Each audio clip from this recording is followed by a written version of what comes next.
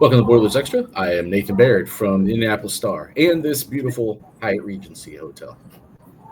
Sam King from the Journal and Courier, coming to you from the Donald Stevens Convention Center in Rosemont, Illinois, where Big Ten Media Days are taking place today and Thursday.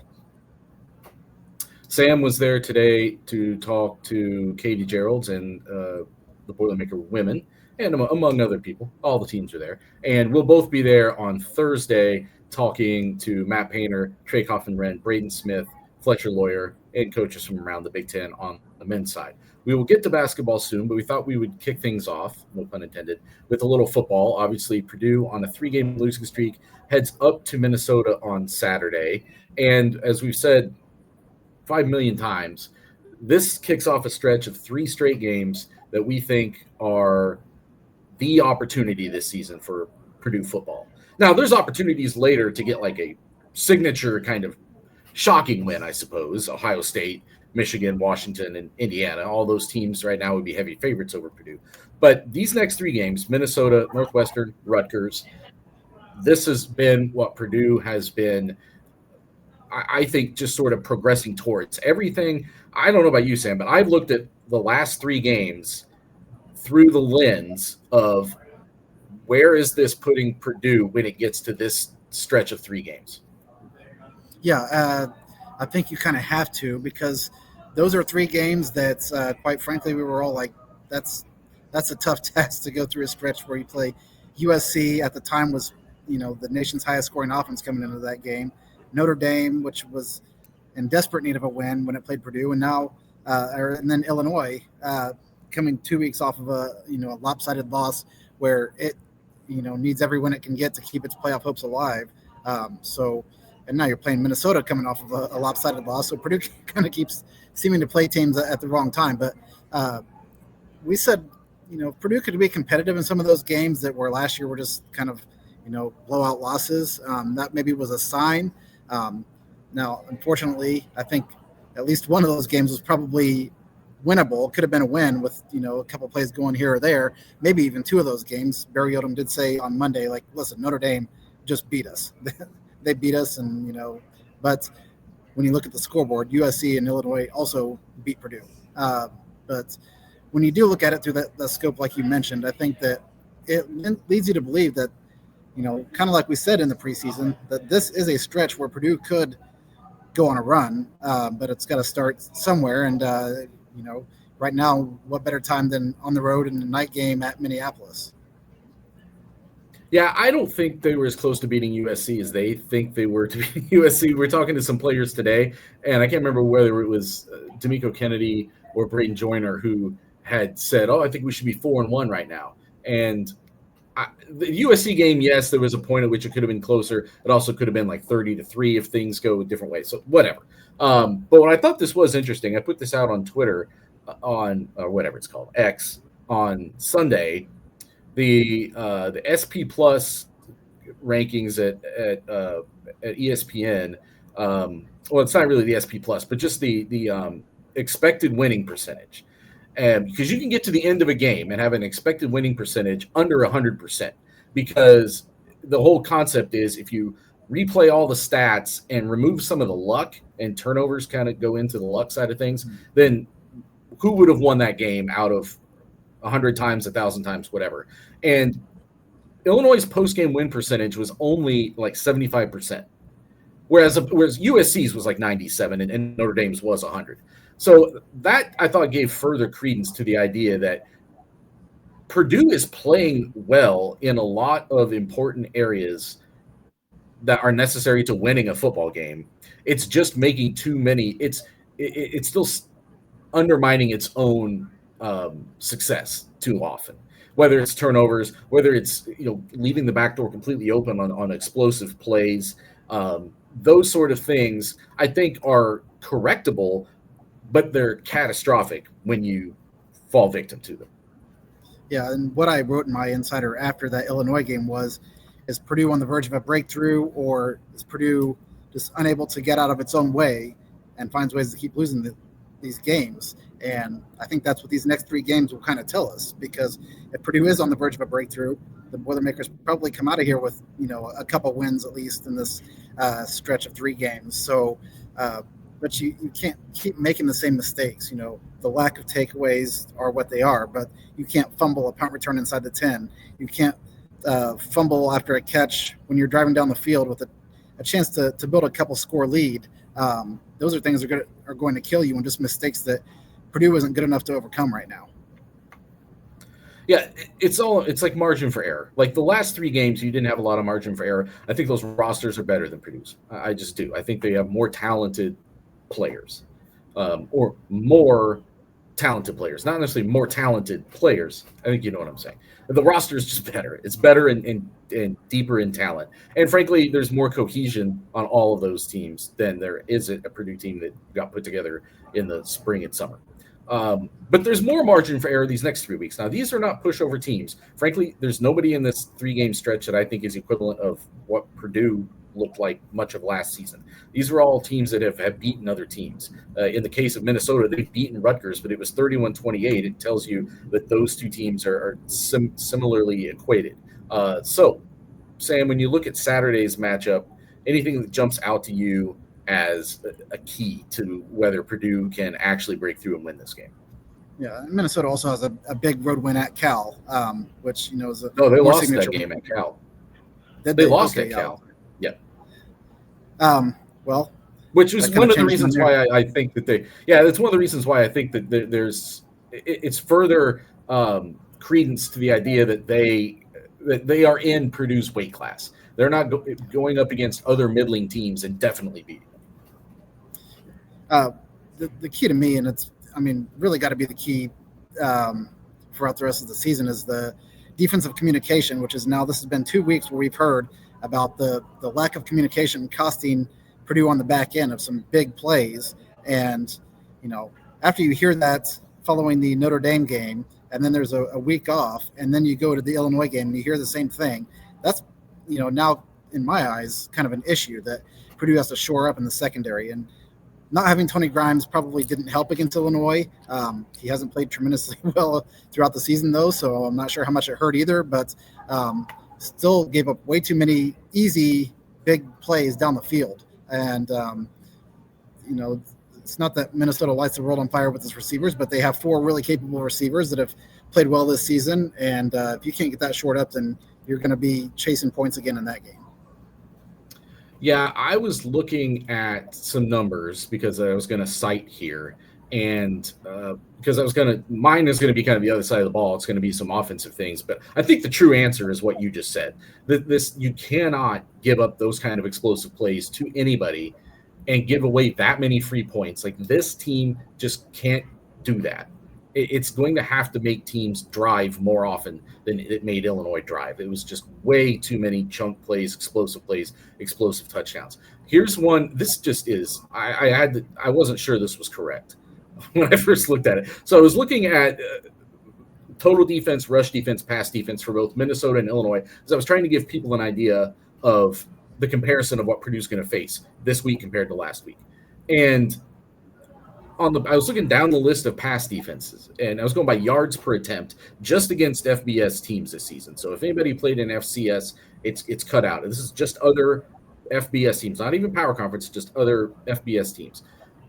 Right now, Rutgers ranks 17th in the Big Ten in yards allowed per attempt on defense, passing at 8.8 yards. And Purdue is 18th at 12.1. That is an astonishing difference, even as we're coming up on midseason, to be giving up 12 yards per attempt against other FBS teams. Now, somehow they've only given up 3 passing touchdowns, but which is kind of the odd thing in some ways. But 12.1 yards per attempt in any given game is bad. To be averaging that after 4 now FBS games is borderline ludicrous. Now, it was definitely inflated by an especially bad game against Illinois, but yes, like, whatever these communication issues are at the back end of the defense, they can't be allowing Minnesota, which is a middle of the pack best offense in the Big Ten to look better than it is.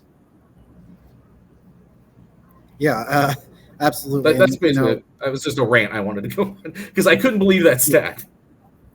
I did not know that stat. So yeah, that is kind of quite shocking to see the difference between the worst and then the team above that.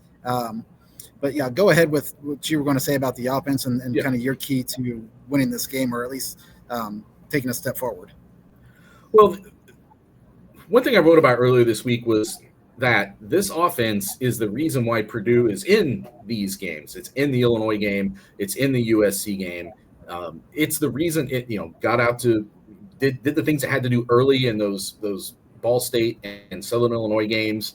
Ball State kind of got out fast and overwhelmed them. SIU, when defense was kind of shaky early on, the offense could respond each time, was getting touchdowns. So like the offense is the thing leading this for Purdue right now. And last week I thought was a good offensive performance, combined with a better defensive performance. It might have been enough to win. But this offense has to take another step this week. It's going to have to replicate some of the success that it had against Illinois in more difficult circumstances. And again, I was looking at total defense this year against FBS teams, and it's 4 or 5 games so far, so it's still a small-ish sample size. Illinois was at 6.27 yards per play allowed, and that includes, again, one very inflated game against Indiana that pulls that number down.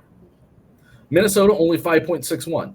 So that tells you a little bit about how much tougher it is to move the ball against them in general. I already mentioned the pass defense. The pass defense are almost equal. Minnesota 8.1, Illinois 7.7. The big one to me is the run game, where Illinois is giving up 4.72 yards per play.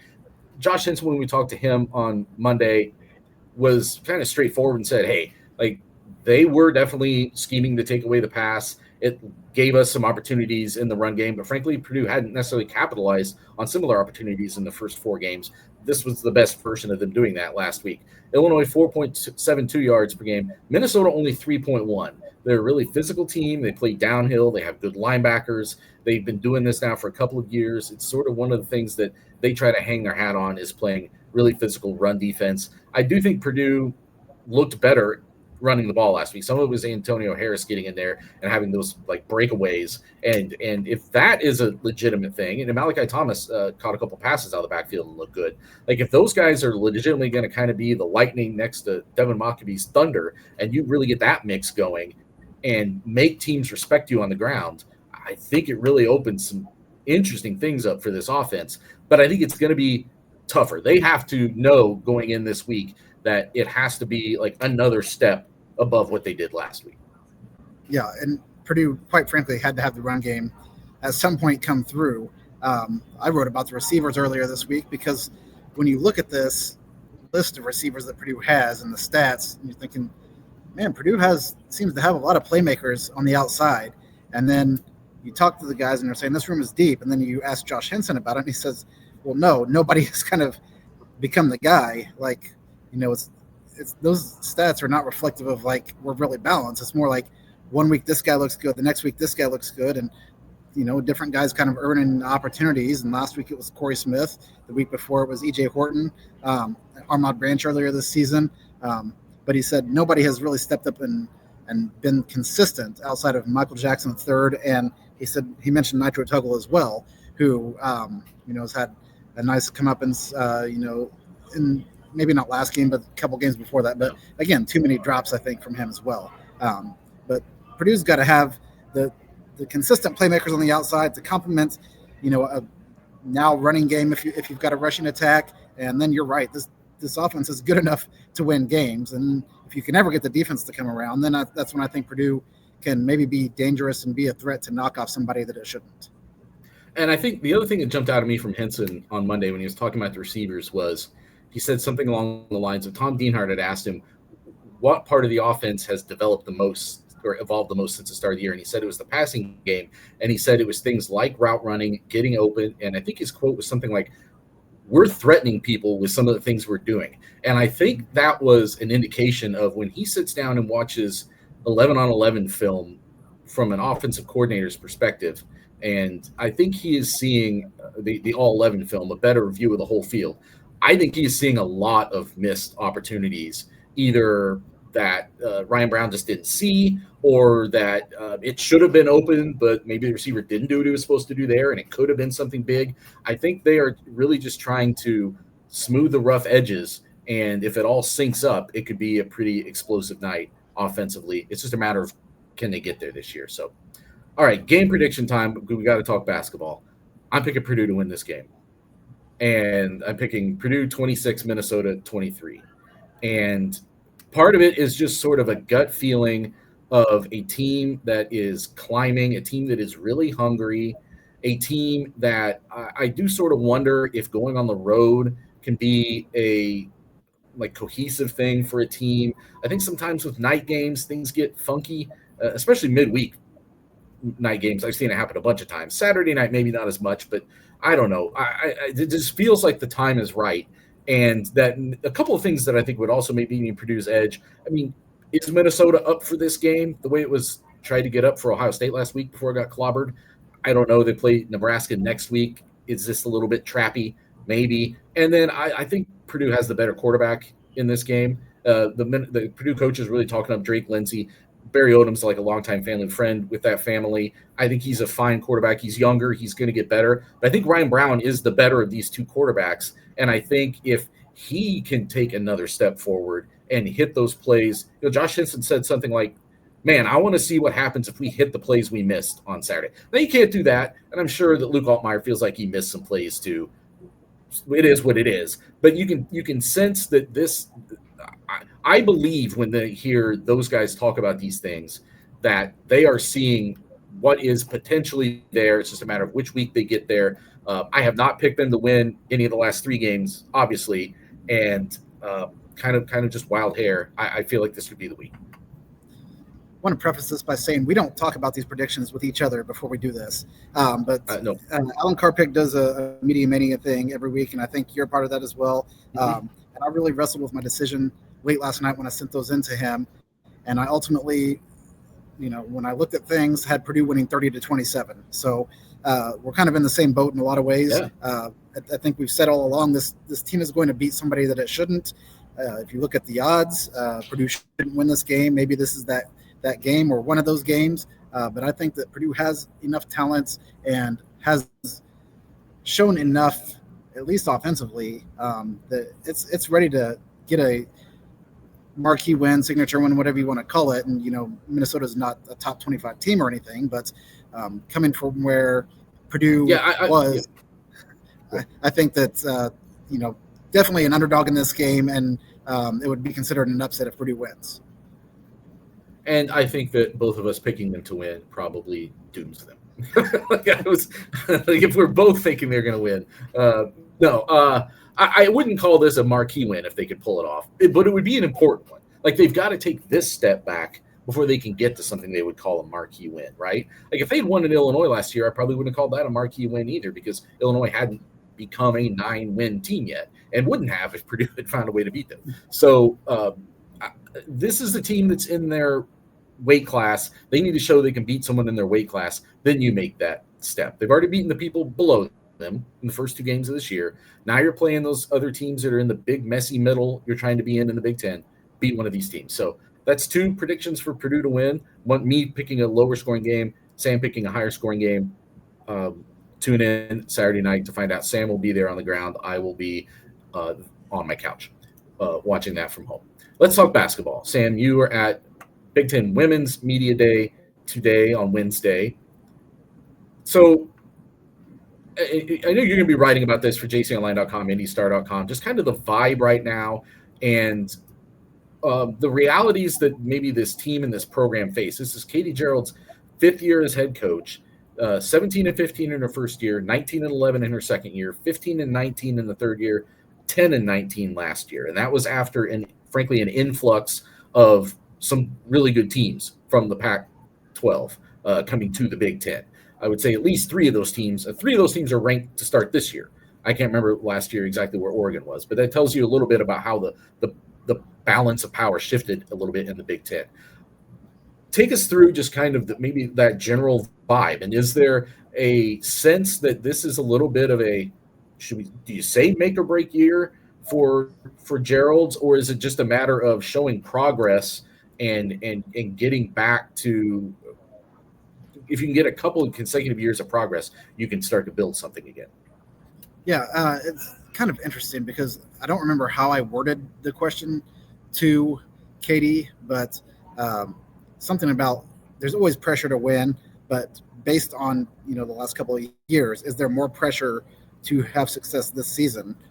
Because Purdue was, quite frankly, it was a powerhouse program for a while, and then it was still making NCAA tournaments even after that, and then kind of fell off when Katie's team got back a few years ago into the NCAA tournament.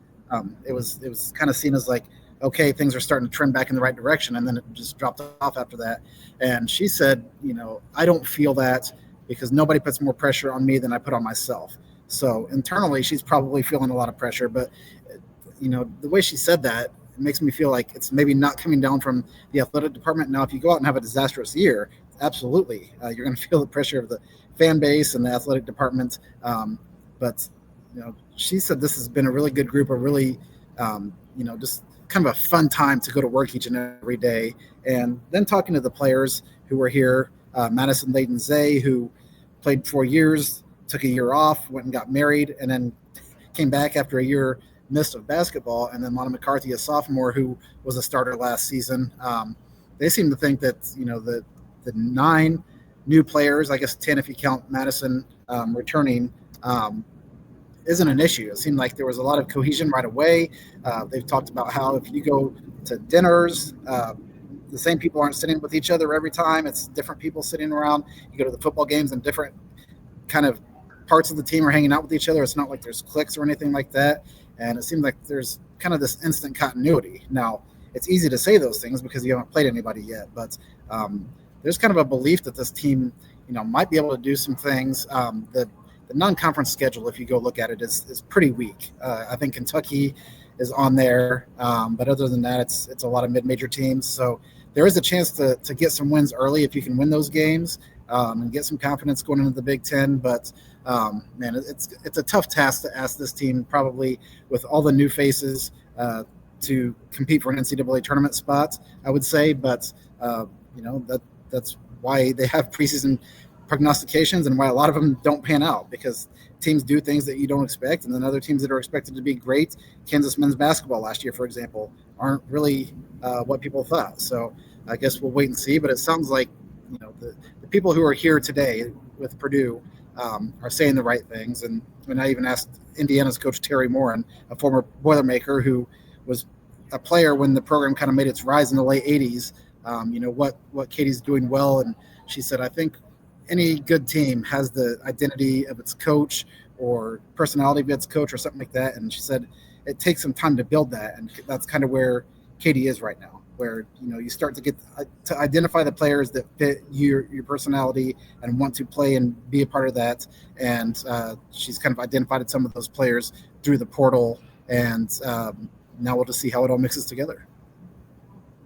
Yeah, I'm not trying to be negative, but like that idea of like, the cohesion and the everybody, like we were writing stories about the 2024 Purdue football team like that too, and it's easier to be like on the same page and together when you're in the off season. And you get into the season and you're getting your butt kicked, then some of that can fall apart quickly. I'm not predicting that, but it's just a matter of saying like that. I don't think is the ultimate thing. It's going to be execution. It's going to be the talent on the court. I know that they have lost some players, as a lot of people have, to the portal in recent years. I think that rev share potentially, I don't know how they, we don't know how, there isn't transparency in numbers. I don't know how women's basketball at Purdue will be. I think it'll be roughly equal to all the teams in the Big Ten though.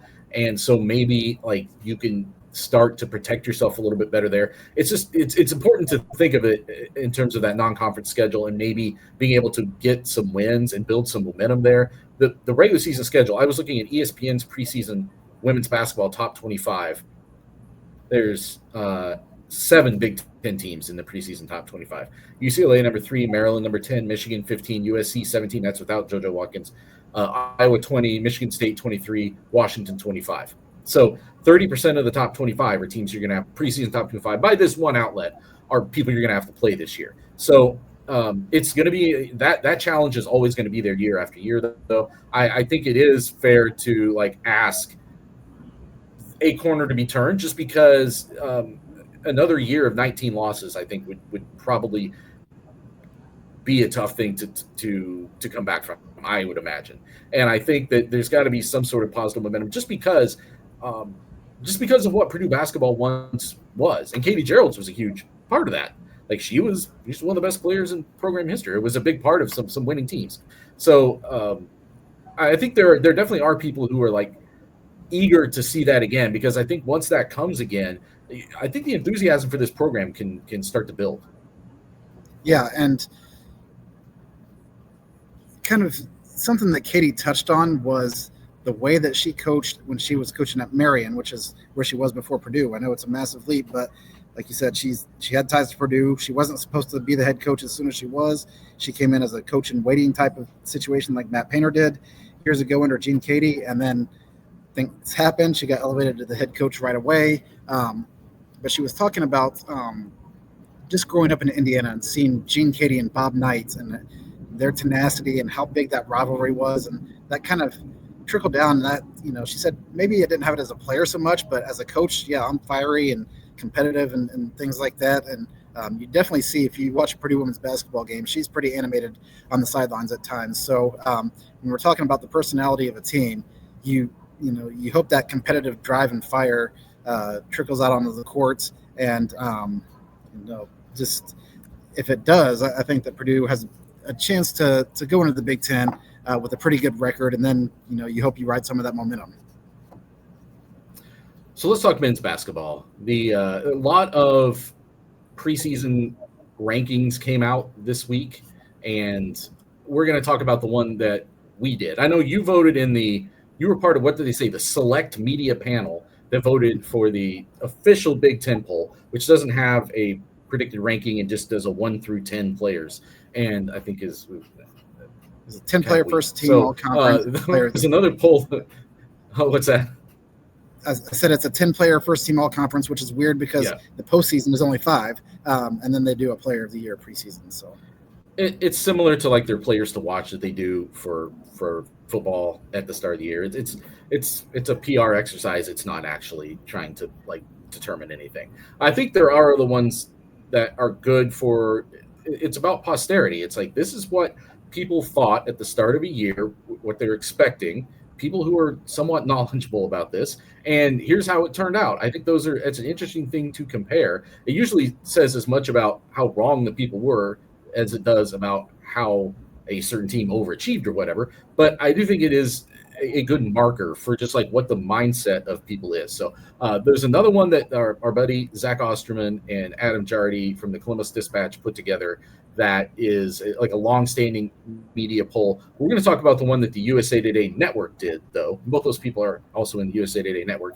You and I in the USA Today Network, Gannett Network, however. Purdue was the preseason favorite in all of those polls. They were one short of unanimous in our poll, which I don't remember exactly how many people voted in it, but do you know who got the other vote? Was it Michigan? I do not. I would assume Michigan, but I don't know that. So okay, but not a surprise that I think that Purdue was preseason number one. They're preseason number one everywhere in terms of the Big Ten. They may be preseason number one in a lot of polls when you're just talking about the top 25. Let's kind of. Do you have your rankings in front of you? MGM right now has Purdue as the favorite to win a national title, so correct. It would make sense that would be the number one team in the Big Ten. Correct. Do you have in front of you your vote for this? I pulled it up in my email sent list, so yes, I do. Okay. I just wanted us to kind of run down so this is how the predicted finish was in the poll that our network did.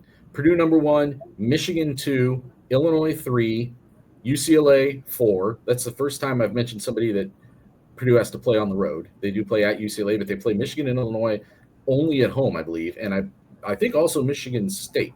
That's number 5. Wisconsin 6, Oregon 7, Ohio State 8, Iowa 9, Indiana 10, 11 USC, 12 Maryland. That's lower than you were used to seeing Maryland. 13 Washington, 14 Northwestern, 15 Nebraska, 16 Minnesota, 17 Rutgers, and 18 Penn State. And Purdue does not have to play at Penn State, so it doesn't have to worry about an especially bad road loss at Penn State, which it seems to struggle with as such as last season when they opened Big Ten play there. So, Sam, what was your ranking?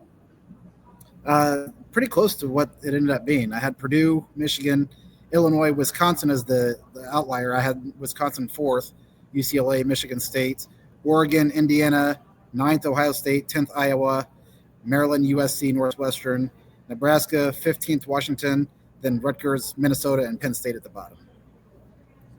Yeah, that is pretty close. And mine is not terribly far off of what everybody had. Purdue 1, Illinois 2, Michigan 3, Michigan State 4, UCLA 5. I'm a true sicko, by the way. I went through and put down a win or loss for every Big Ten game and then came up with the standings.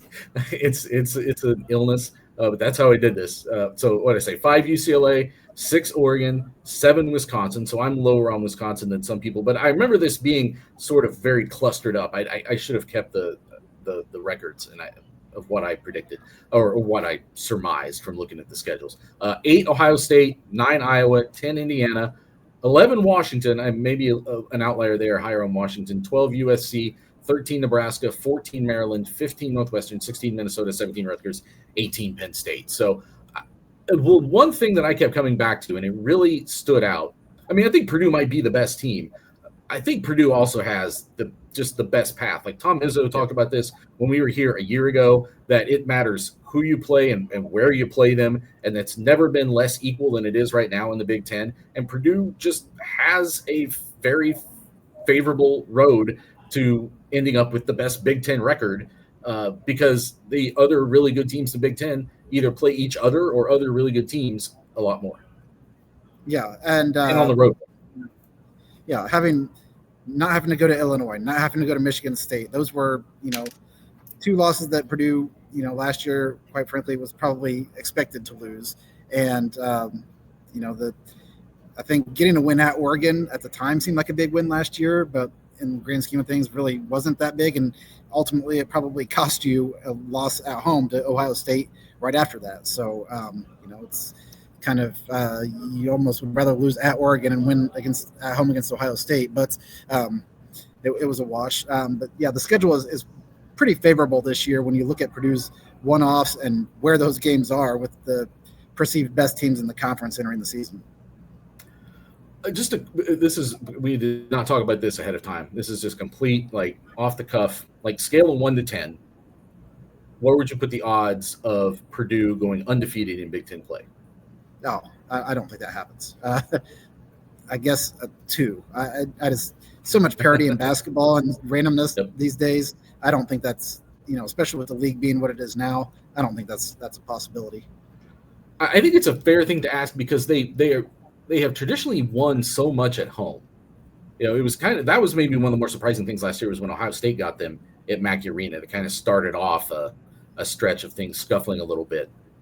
But they've been so strong at home. Then when you start to look at who they actually have to play on the road, man, it's just not. They have to play UCLA, and I picked them to lose that game again when I was just kind of running down that list very quickly to come up with these my ranking.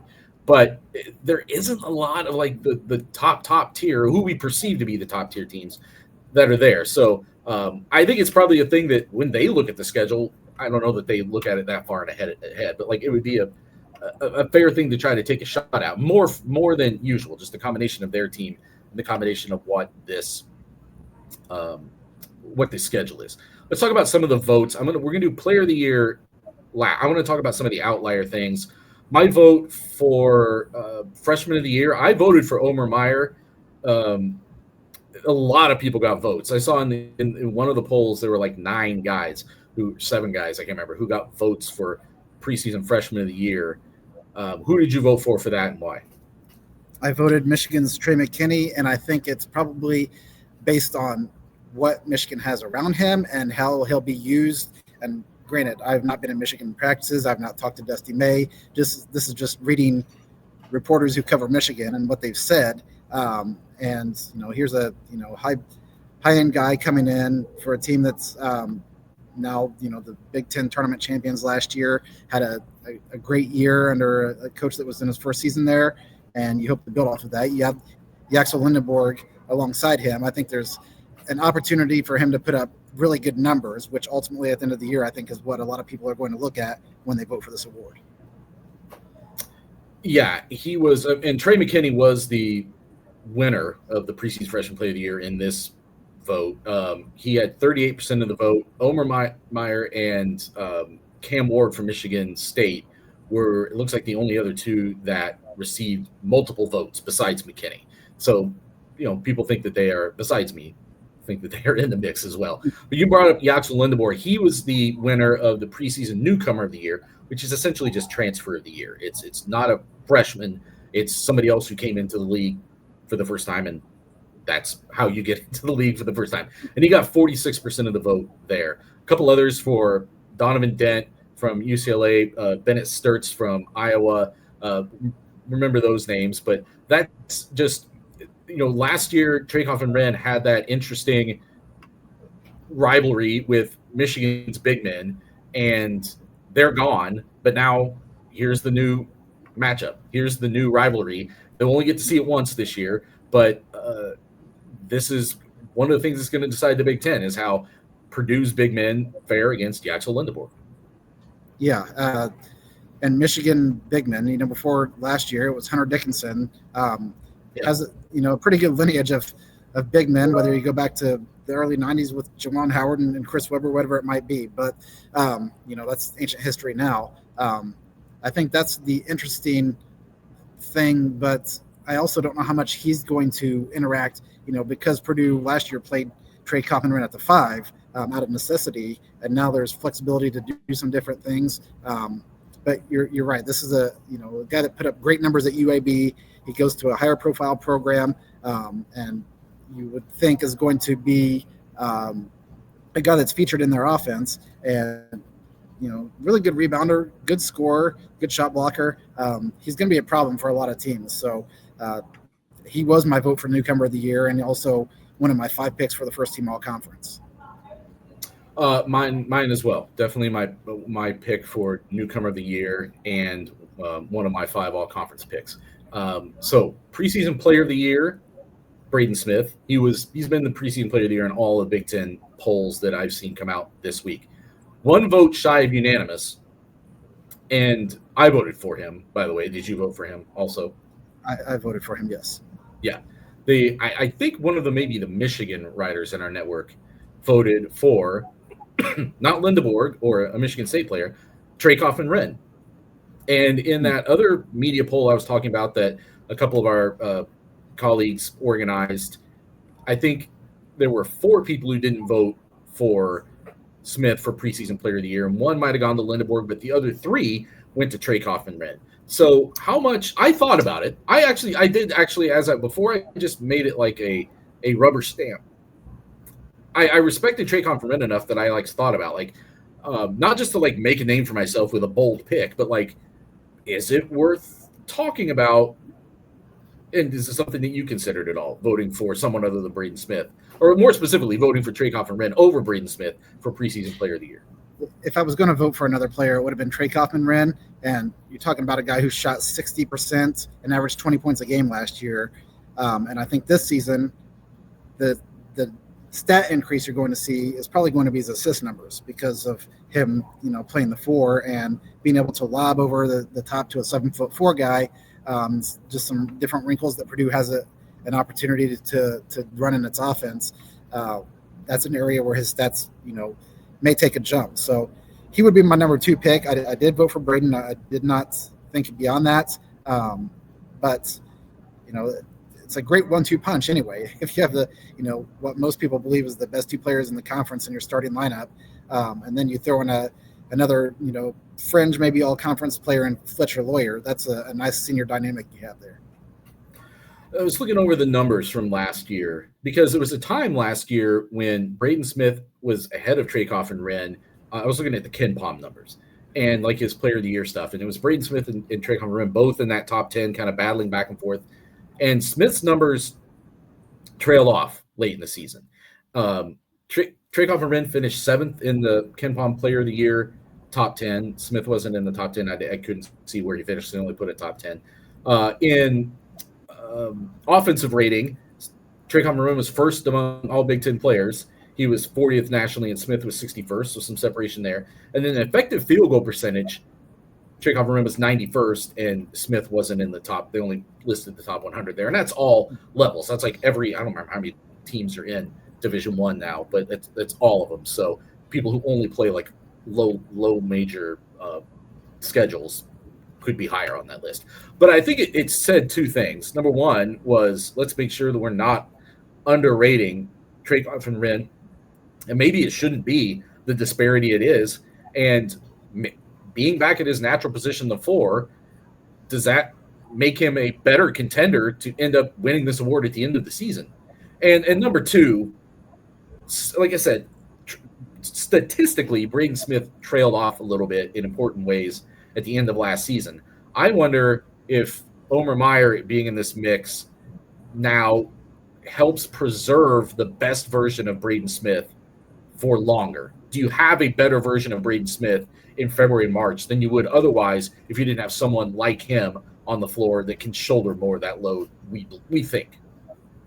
Yeah, last year we heard, we talked to Braden Smith quite a bit about he was playing 40 minutes every single night, never coming off the floor.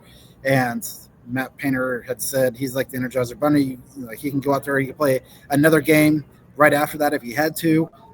Might be true, but I imagine that there is some wear that comes with doing that for a 30-plus game season. And there were nights where, he just wasn't as good. Now overall, it's fantastic when you look at his numbers and everything he did, and deservingly so won the Cousy Award for the nation's top point guard. But you can alleviate some of those things with what Purdue has this year, and that goes back to what we were talking about 1 and 2 weeks ago with the depth of this roster. I think that is the best weapon that this team has. It's not having a National Player of the Year candidate or a couple all-conference players. I think the ability to have 9 or 10 really good players that you can rotate in is going to be best for everybody. The rest of that first team, by the way, and I think this is what I want to finish on. So Trakoff and Wren and Braden Smith were the only unanimous first-team picks in that particular poll. The other 3 were, got it right here, Jackson Lindborg, we already mentioned, Donovan Dent, UCLA guard, who I already mentioned, Bennett Sturtz, the Iowa guard, who I already mentioned. What do all 3 of those things guys have in common? Well, the first 2, Braden Smith, Trakoff and Wren, unanimous selections. Those guys are lifers at the program they're at. Lindenborg, Dent, and Sturtz are all transfers. In Sturtz's case, he came, I think, with his coach, right? But Lindenborg and Dent, it's more, bringing them in from outside. And I just thought that was an interesting dynamic, that idea that, like, Purdue has 2 guys who are considered among the 5 best in the Big Ten, and they've been together this long. And, yes, throw Fletcher Lawyer into that conversation as well, and how advantageous that could be. And I think they thought it was going to still be advantageous last year. Wasn't quite advantageous enough, and even with the additions that they've made this year, I think that could be advantageous. I want to get your thoughts on that, but real quickly, second team, Bruce Thornton, who I actually voted for first team from Ohio State, John Blackwell from Wisconsin, Nick Martinelli from Northwestern, Oregon center Nate Biddle, and Illinois guard Andrei Stojakovic. Boy, that Illinois roster, it's like you could play a game. Like, is this Illinois basketball player or Liam Neeson revenge victim in the next Taken sequel? It's a lot of really interesting names, but they did a really funny video about it, actually, if you go find it on their social media. But Sam, just that concept as we wrap up of how advantageous this feels right now for Purdue to have that nucleus, when, as talented as some of these other guys are, they have to try to put it together, that harmony of a team in a different way. Yeah, and that's where I kind of alluded to earlier. You also have Fletcher Lawyer, who was not on one of these 2 all-conference teams, was not on the 10-player one that the Big Ten put out, but probably is a guy that I would imagine got some votes, the 8, 9, 10 spots. And maybe he's probably not one of the best 10 players. Actually, he's not one of the 10 best players in the conference, but I think he might be one of the 10 most important players in the conference for what he means to Purdue, because he is a coach on the floor. He's a really good shooter. and he started every game for 3 years for a program that's had quite a bit of success. So I think, he's probably a player that should be talked about more, and he's gotten his recognition over the past 3 years, but he's kind of always been the other guy in this group of 3 seniors that were starters on that Final Four team 2 years ago. I think that's where you add in CJ Cox, Jakari Harris. You mentioned program lifers. They're only in their second year, but they were at Purdue last year. And then you fill in with transfers where you need to. And I think that's kind of when this transfer portal idea came together, probably idealistically how it was perceived, like, okay, this can help. You can get a guy out of the portal to fill a need here or there. I don't think it was like create an entire football team with 80-something guys overnight, but that's what it's become a little bit.